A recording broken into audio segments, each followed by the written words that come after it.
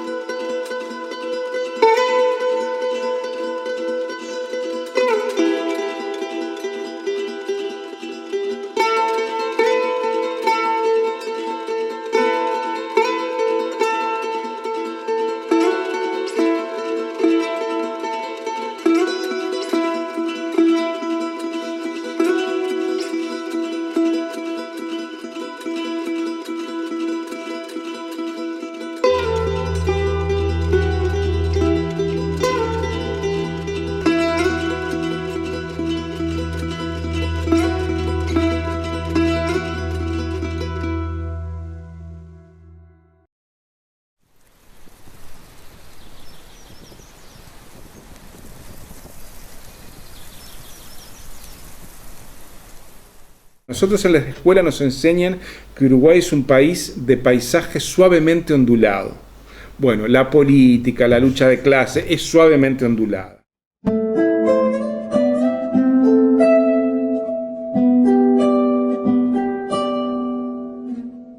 A diferencia de Argentina o Bolivia, que son países donde la cultura plebeya es hegemónica, aquí hay una cultura de clases medias.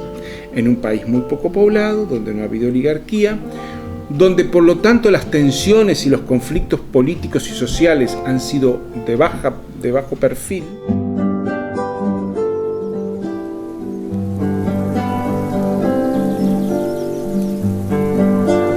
Se promueve el antiargentinismo. Y esto es muy importante, porque aquí si uno mira los diarios y las páginas web de los diarios y los canales de televisión, en cuanto pueden, por el motivo más intrascendente, le caen a los argentinos. ¿A quién le están cayendo? ¿A Macri? ¿A Bulgeroni? No, le están cayendo a la cultura plebeya argentina, como haciendo un cortafuegos, pareciendo que no se nos contagien los de abajo de aquí y los de abajo de allá.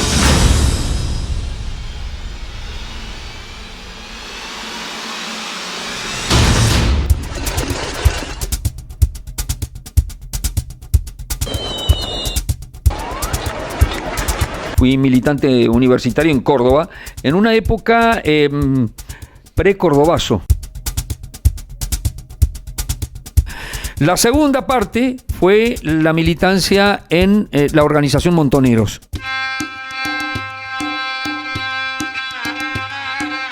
Posteriormente, como delegado de ATE, y en estos últimos años en la Asamblea del Agua de Mendoza.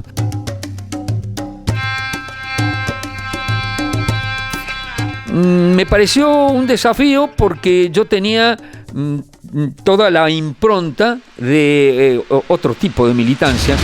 El tema de las asambleas cuando surgen en Argentina, que el destape fue en el 2001, tuvo que ver con una crisis muy grande de la política argentina. Julia Matilde Menéndez, Claudia Bello, Adelinda del Viola, Ancoa, Galacino, Cantarero y la reputa madre que los parió. Esa situación en Argentina en el 2001 fue como romper una losa.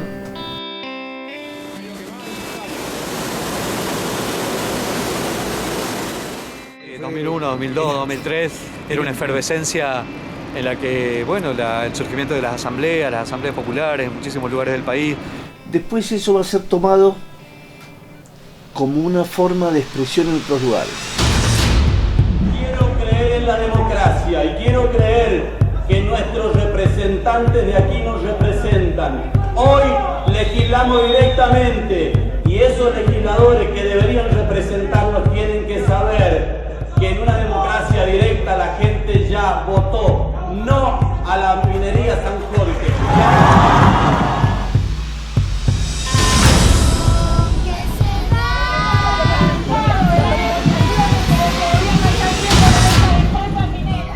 Cuentan los compañeros de la Asamblea de No a la Mina de Esquel, que estuvieron desde los primeros tiempos, todo el debate que se dio para ver cómo se autodenominaban. Y que discutieron un montón eso también, hasta llegar a la definición de que en la Asamblea son todos vecinos. Y vecino de golpe cobra una carga de sentido político enorme. Empiezan a luchar por un punto. Ese punto es un problema que ellos ven, que muchas veces genera en principio expectativas, después preguntas. Si uno piensa en los poderes, en el poder de las corporaciones, la capacidad de llegar a través de medios de comunicación, los vínculos políticos, parece una valla indestructible prácticamente, pero de golpe la gente se junta, empieza a conversar, convocan. El extractivismo ha hecho de nosotros unos sujetos pensantes y ha convertido a mujeres que solamente vendían pan o que solamente se dedicaban a cuidar a sus hijos o que eran abuelas y han sido toda su vida mujeres de la casa en luchadores, o sea, capaces de enunciar la palabra ante cualquier persona. Porque está el amor al lugar en el que uno vive en juego, está el amor al proyecto de vida que uno está construyendo, está el amor por los hijos a los que tiene que cuidar, porque las cuestiones vinculadas con el medio ambiente, la sustentabilidad, tiene que ver con la responsabilidad intergeneracional. Pero de poco se empezaron a ver que en realidad esta era una primera empresa, y que si venía otra, y si venía otra, entonces ese piso se va teniendo entre todos. Fue toda una transformación en nosotros, pero también una afirmación de lo que éramos capaces.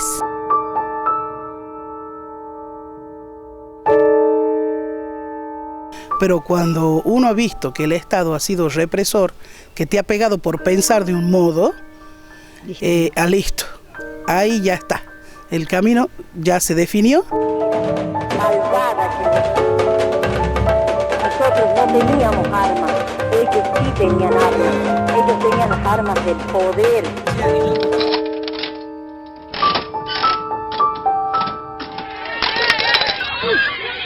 No vamos a permitir el ingreso de ningún camión y no vamos a permitir que se instale Monsanto. ¿Por qué toman esta decisión? Porque son ellos, somos nosotros.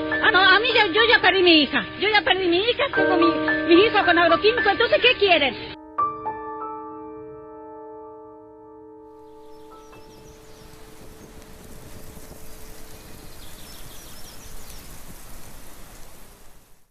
Digamos, podemos decir que el agronegocio es un proceso que se viene dando de hace muchísimo tiempo, en el cual la producción agraria va perdiendo las características históricas que siempre ha tenido, ¿no?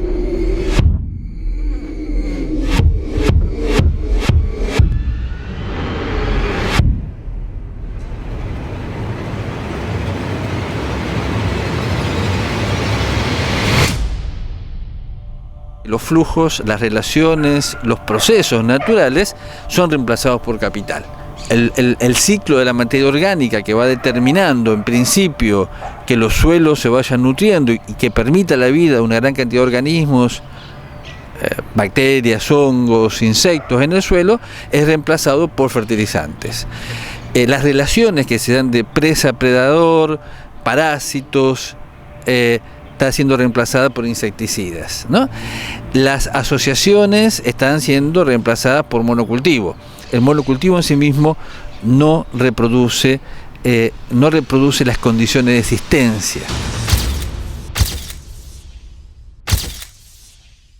Y esos monocultivos, al no ser sustentables, porque no reproducen las condiciones de existencia, demandan cada vez más aplicaciones de agrotóxicos, herbicidas, insecticidas, fungicidas y fertilizantes.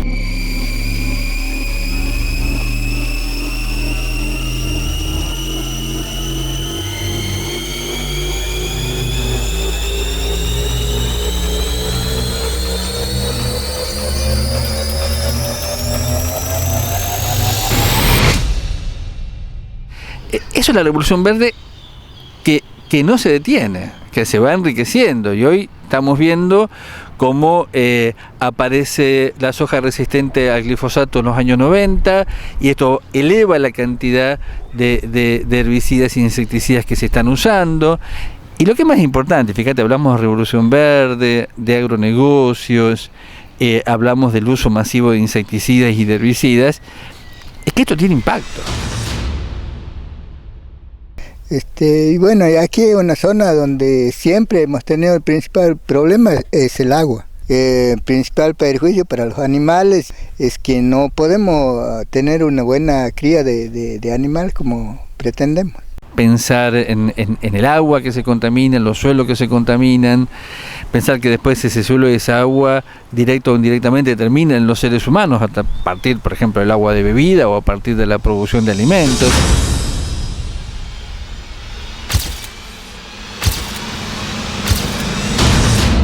Pensar que todo este proceso de expansión de las actividades agrícolas se hizo a expensas de ecosistemas naturales preexistentes, el bosque, la selva, el monte.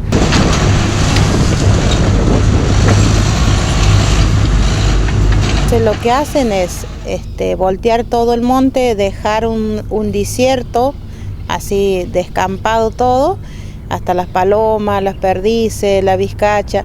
O sea, con el gran desmonte que se va haciendo, se va perdiendo todo eso aquí en Santiago del Estero. Los desalojo a miles de familias, así desalojo fuertemente, hasta hay compañeros que han sido baleados por quitar las tierras para producir la soja. Porque la presión que recibimos es justamente el despojo territorial por el avance de la soja, de la cual los gobiernos lo que piensan es explotar esos recursos naturales sin consulta a los pueblos indígenas. Entonces empezamos a resistir porque ya no queremos que nos sigan empobreciendo. Donde se realizan las clases. Acá están los pequeños libros.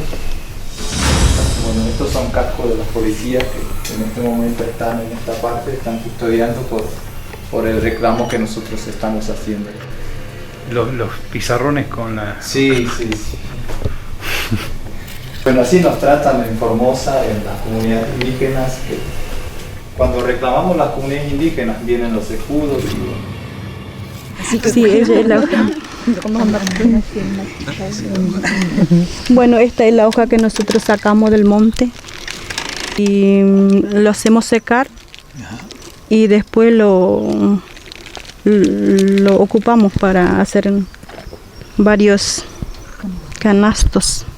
Porque para nosotros el territorio es la vida misma, porque el territorio para nosotros está la medicina, la espiritualidad, el alimento, y sin eso espacio se va como debilitando la identidad cultural de los pueblos indígenas.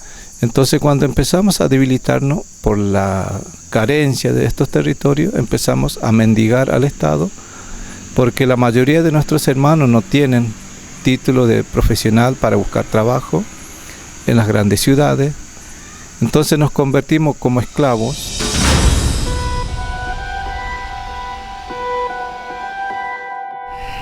La agricultura va tomando características de otras actividades, ¿no? Es decir, va tomando, porque está siendo dominada por otras actividades. O sea, fíjate hoy las cotizaciones de los cereales y las oleaginosas dependen más de fondos de especulación que de la demanda. Va dependiendo más de otras actividades como la minería. Vemos que cada vez se depende más de la urea, y esto tiene que ver con la petroquímica, y de ahí venimos todo el petróleo convencional y no convencional.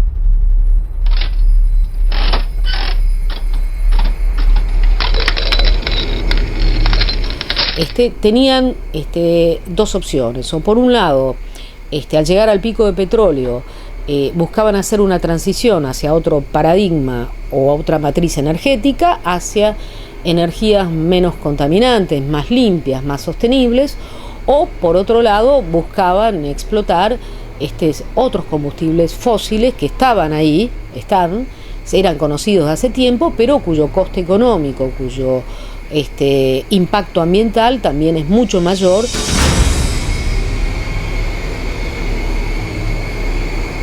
Las zonas de influencia, la extracción que se puede hacer, el área es mucho más reducida que con los convencionales. Acá, por ejemplo, tenemos un mate.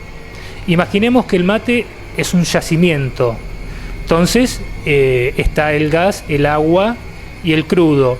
Está todo disperso entre la yerba.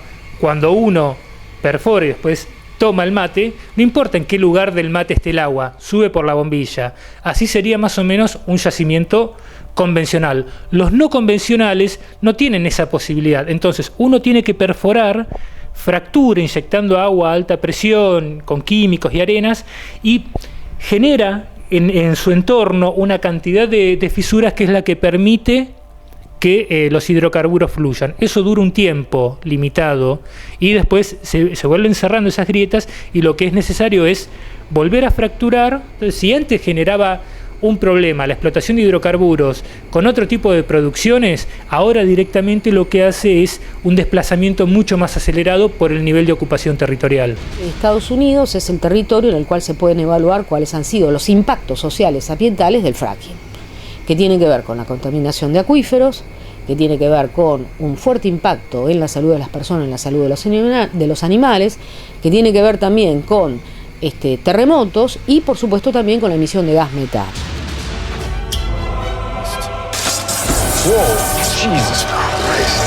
La movilización de actores, tanto gente vinculada a la agricultura, vecinos, diferentes tipos de organizaciones, ambientalistas, sindicatos, etcétera, que van poniendo sobre el tapete esta cuestión y al mismo tiempo van buscando frenar lo que es el avance de la industria.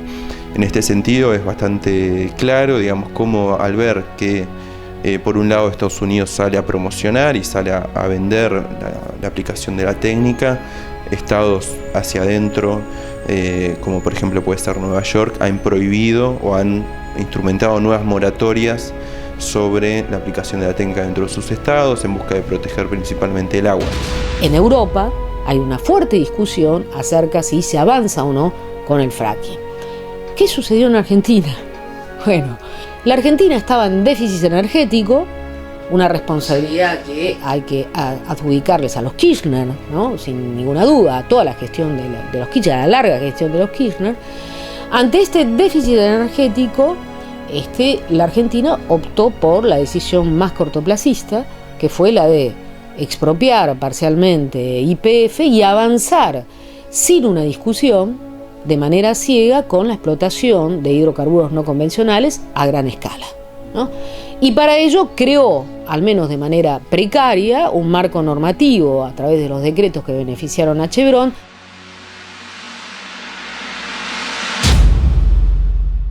Utilizaron técnicas totalmente anacrónicas para llenarse los bolsillos, envenenar nuestra selva, nuestra gente y ellos tener más ganancias.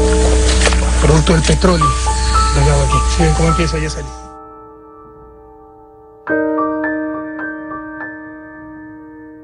Toda esta selva amazónica donde empezó a operar Texaco estaba habitada tradicionalmente por distintos pueblos indígenas, tetetes y sanzaguaris. Digo llamaban porque estos pueblos se extinguieron o desaparecieron por completos en los primeros 5 o 6 años de actividad extractiva de Texaco en la Amazonía norte del mundo. Empezó desde el principio a utilizar la tecnología que le permitía obtener una ganancia alta con una inversión mínima.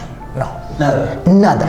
Era una oquedad en la tierra, una máquina, un tractor sacaba la tierra y ahí ponía el producto, ¿no? ¿Sí? Y para que sea más divertido todavía, en cada pileta ponían un tubo que llaman cuello de ganso que conectaba la piscina con un río.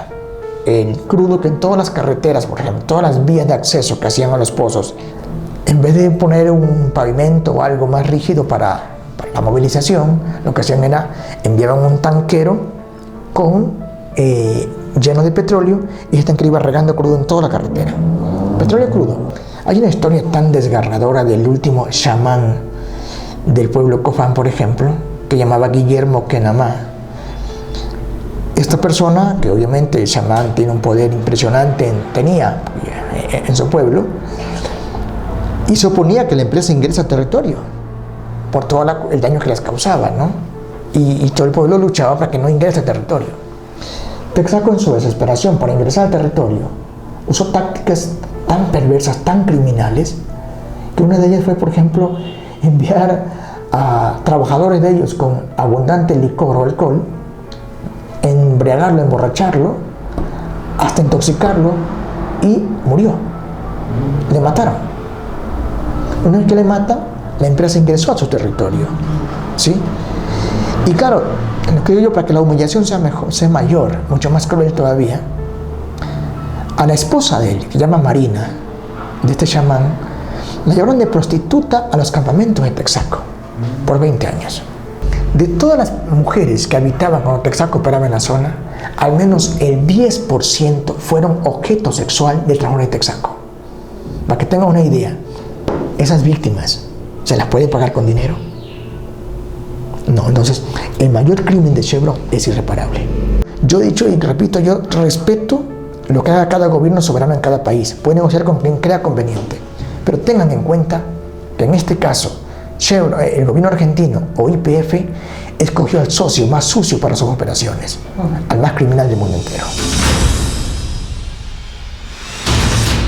Convenio entre YPF y Chevron. Lo que hemos conseguido es una inyección de 1.240 millones de dólares. Esta tecnología Chevron la está desarrollando en Estados Unidos con mucho éxito. Ahora la traería a Argentina, que trae capitales y tecnología. La verdad es que es una porción de lo que pensamos hacer. Yo le comentaba, y la gente de Monsanto no lo sabía, que tenemos una Patagonia, por ejemplo. Tenemos muchas cosas para hacer, la minería. Y tenemos también agua en la Patagonia. El elemento vital, agua, nos va a permitir extender la frontera agropecuaria. Por favor, que les grabe esto en la cabeza, porque es el consumo interno el que nos salvó, porque hay que vender, y hay que consumir. Para mí uno de los puntos débiles que no vio el neoliberalismo fue las consecuencias de invadir, de dominar el territorio. Lo otro, a nivel simbólico, era meter a todo el mundo la necesidad de tener su computadora, su lavarropa, su auto nuevo, pero con el territorio tuvo un problema. Entró a plantear que no se puede no tener ningún territorio donde vivir. Bueno, nosotros venimos hace mucho tiempo trabajando también en las grandes ciudades, sobre todo en la ciudad de Buenos Aires, donde claramente se ven lo que nosotros hemos denominado el extractivismo urbano, ¿no? En las ciudades no hay petróleo, no hay oro, pero sí lo que hay es tierra. IRSA es a la ciudad, nosotros decimos, lo que la Barrigol es a la cordillera, o lo que Monsanto es al campo. IRSA, el grupo inmobiliario IRSA, es un grupo enorme, el mayor terrateniente sojero del país, pero también el mayor terrateniente urbano. A la contracara de la especulación inmobiliaria en la ciudad de Buenos Aires, por ejemplo, es la emergencia habitacional, que cada vez se ve más. En los últimos 10 años se construyeron 10 millones de metros cuadrados de viviendas, y en el mismo periodo creció un 50% de la población en villas. Es decir, ¿para quién se construye? ¿Para qué?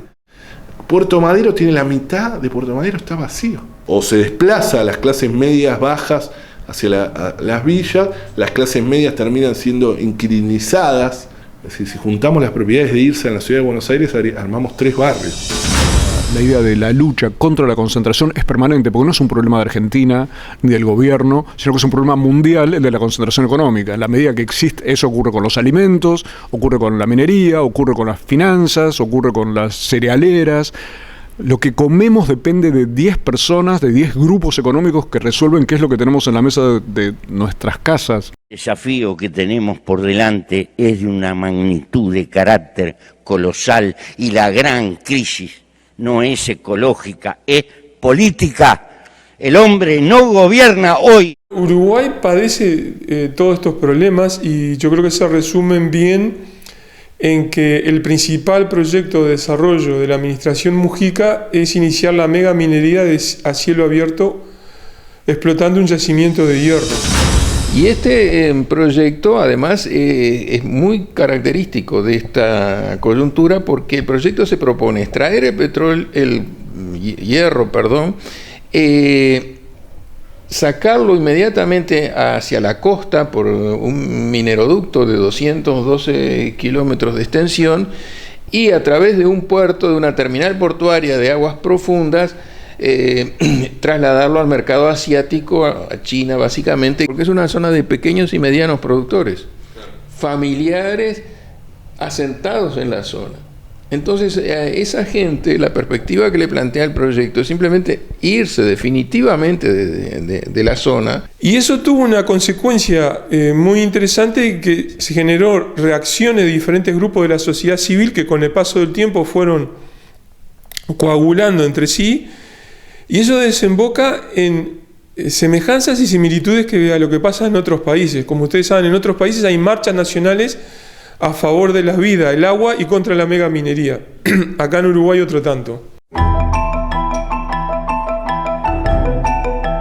Pero fundamentalmente hacemos una tarea en la calle que significa decirle a mucha gente que ni siquiera ha escuchado jamás hablar de que van a hacer un proyecto de megaminería.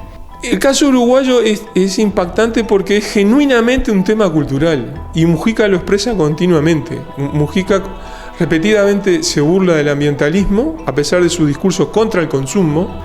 Tabaré aterrizó con la celulosa, Mujica continuó con la celulosa y le agregó la minería. El 30% de las tierras de Uruguay están en manos de extranjeros o más. En fin, la soja arrasa el país. La contaminación de los ríos y el aumento del cáncer es feroz. Sin embargo, tenemos un presidente muy típico del Uruguay, Mujica, ¿verdad? Muy a la uruguaya. ¿Por qué?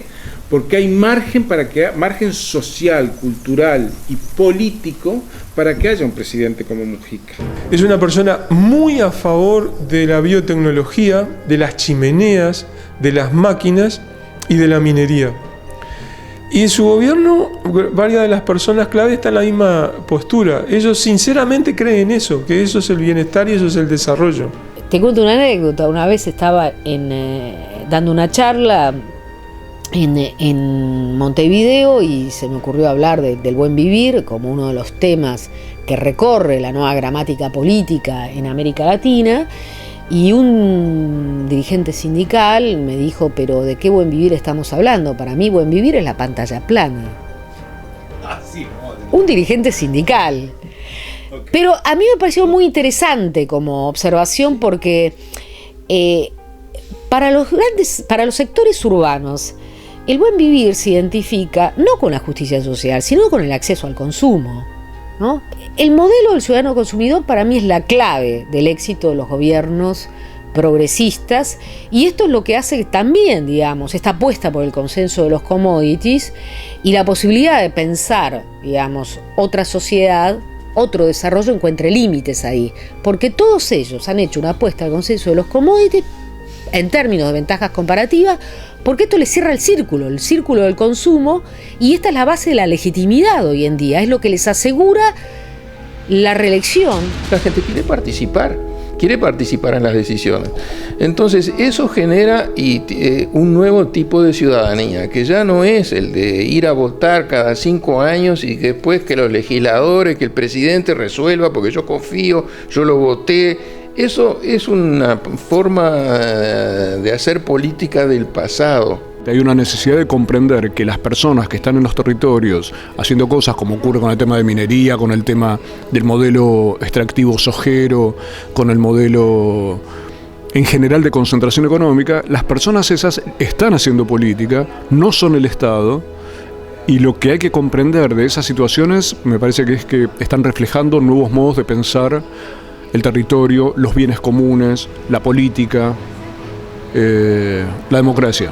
Muchas veces se define a quienes participan de asambleas socioambientales como ambientalistas, y bueno, es un rótulo que puede servir para una definición rápida, para una argumentación, pero también es una mirada acotada sobre lo que es el vecino como actor político. Creo que las autoridades tienen que aprender que, por ejemplo, entre las personas que somos subgobernados, diríamos, hemos tejido un enlace a lo largo del país, a lo largo del continente, diría.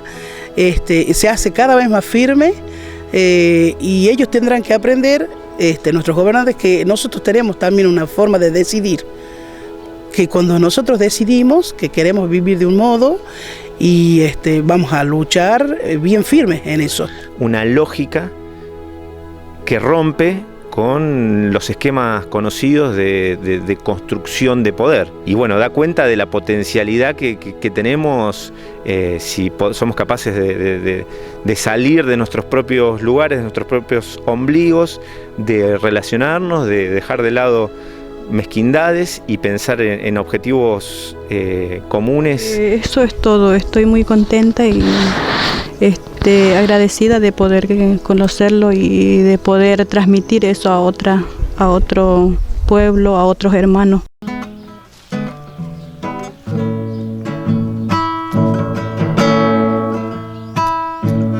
No te puedo olvidar, cada tarde tus ojos tristes vuelven a mí y lejano se van por la calle donde miramos herido el cielo crepuscular.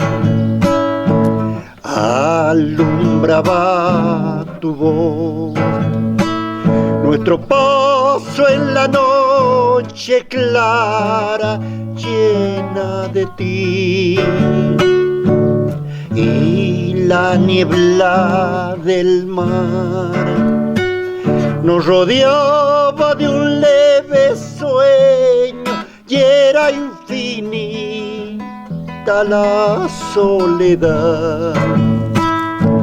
Yo con olvido, ¿dónde lo hallaré? Si lo encuentro que es triste, ahí con mi sombra me quedaré.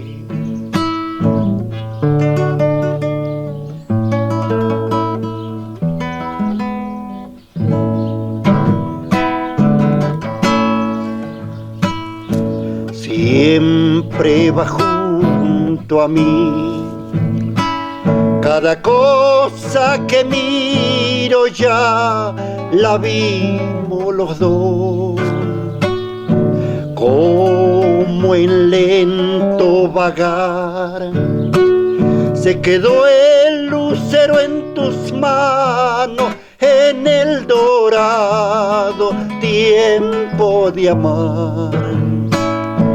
No te puedo olvidar, ando solo en la noche siempre nombrándote.